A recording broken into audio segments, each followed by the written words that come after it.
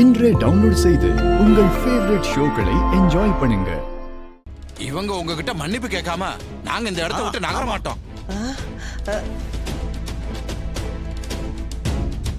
பாத்தியா இந்த ஊர்க்காரங்க எங்க அம்மா மேல எவ்வளவு பாசம் வச்சிருக்காங்கன்னு. உனக்கு உங்க அக்காவுக்கு தான் எங்க அம்மாவோட அருமை புரியல.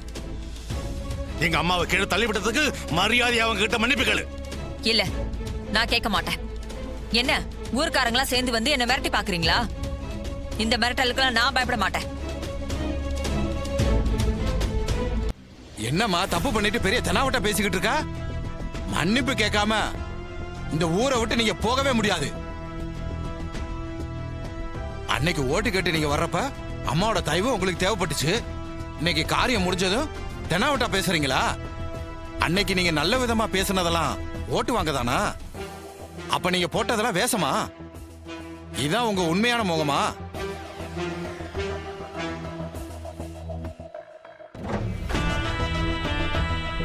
சந்திரா, மன்னிப்பு கேளு. என்ன சொல்ற? நான் மன்னிப்பு கேட்கணுமா? ஏய், இங்க நிலைமை சரியில்லை. சொன்னா கேளு. மன்னிப்பு கேட்டுரு, அதான் நல்லது. என்னக்கா நீ இப்படி பேசுற? மன்னிப்பு கேட்டா அப்புறம் யாரும் என்ன மதிக்க மாட்டாங்க. ஏய், மன்னிப்பு கேட்டாதான் நாம இங்க இருந்து போக முடியும். அதோட நீ செஞ்சதும் தப்புதான். பேசிக்கிட்டு இருக்கும்போதே ஏன் இந்த கிழவியை தள்ளிவிட்ட? அதனாலதான் இவ்வளவு பிரச்சனையும். சீக்கிரம் மன்னிப்பு கேளு. எனக்கு இங்க இருக்கவே பிடிக்கல. என்னம்மா மன்னிப்பு கேக்குறியா இல்லையா? என்ன குசு குசுன்னு பேசிக்கிட்டு இருக்கீங்க? இப்ப மன்னிப்பு கேட்க போறியா இல்லையா? சரி, நான் செஞ்சது தப்புதான். எல்லாரும் என்ன மன்னிச்சிருங்க.